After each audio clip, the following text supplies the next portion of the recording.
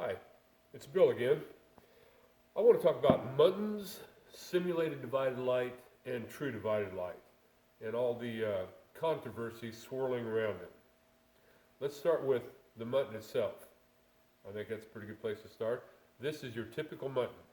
This is probably what you have in your house. This is the divider, and these are the shoulders on which the glass rests. On yours, this may be 3/8 like this one is, or it may be 1/4 of an inch. This is about 7/8 of an inch, and that represents the OG profile that you have that makes your windows look so nice. This can be made out of any material, but typically this is 1 3/8 thick, just like your sash. Now, I have to say that there's probably not too many people in this country that have spent as much time thinking about muttons as I have over the last 20 years because it's so important to my clients. We want to get it right. We want to solve the problems and not create any. So let me show you how this goes together in your window. Let's say we're on the outside of the house. We're going to take your 2 pieces of glass that go into the mutton and put it in like that. And then they'll take some glazing points and stick in here to keep that from falling out. And then they'll cream some putty in here, and it'll be a nice little 45-degree angle bevel down to the glass. Or so, it might be 30 degrees.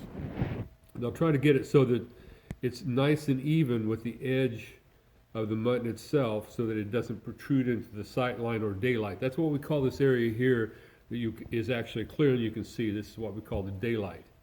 So that's how it works on the typical window that was built 100 years ago, and that's probably what you have if you still have your old windows and you have muttons, okay? Now, I have a lot of people that say to me, I want insulated glass and I want muttons. I want true divided lights. And I'm here to tell you that that makes it very, very difficult, almost impossible.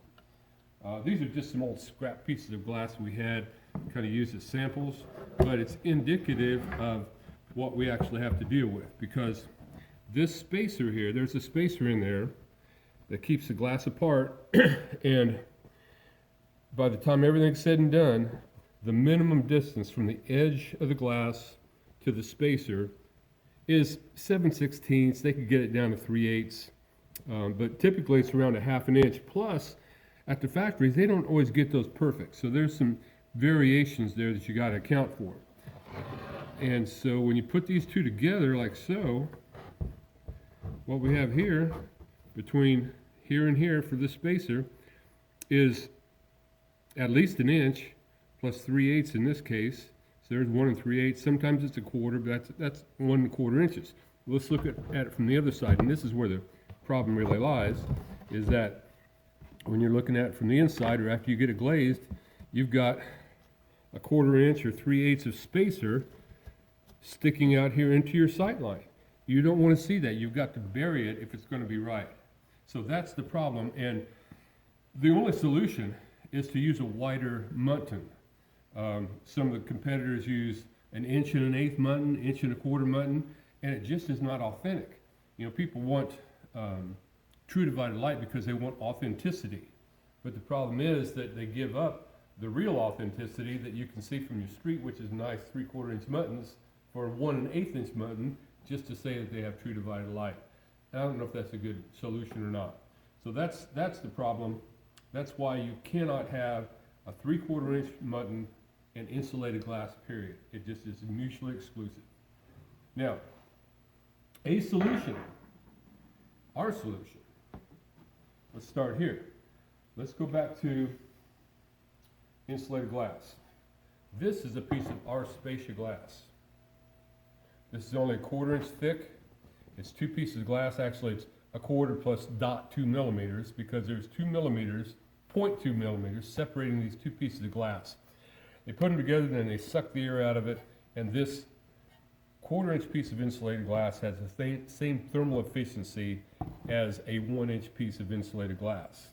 Now, what we do though is, rather than trying to fight with all the spacing problems with insulated glass and true divided light, we just apply the muttons on both sides like this. And if you look, you can hardly see any space in between them.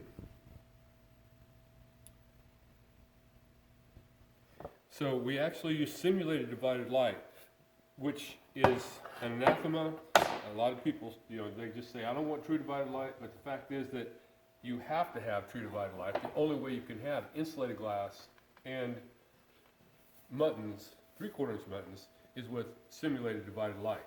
And I agree that, yeah, it's not a great thing under most circumstances because most people don't do it right, but I believe we do, and that makes it worthwhile. Now, we can do the same thing with standard glass. It doesn't have to be insulated glass, but this is the way we do our simulated divided light. And the fact is that when that's put together, you cannot tell that it is not true divided light. So why spend the money for true divided light and fight?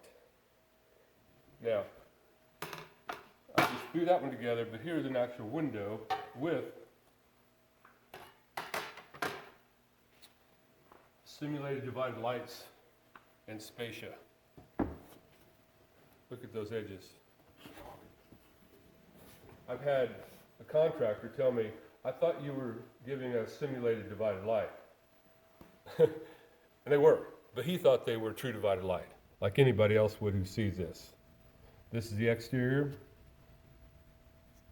and over here is the interior, and I defy anyone to be able to tell the difference. As a matter of fact, this video is going to be on the website. It's probably going to be surrounded by other pictures, and we have some pictures there of side-by-side true divided light windows with our simulated divided light windows, and I challenge people to tell me which one is which.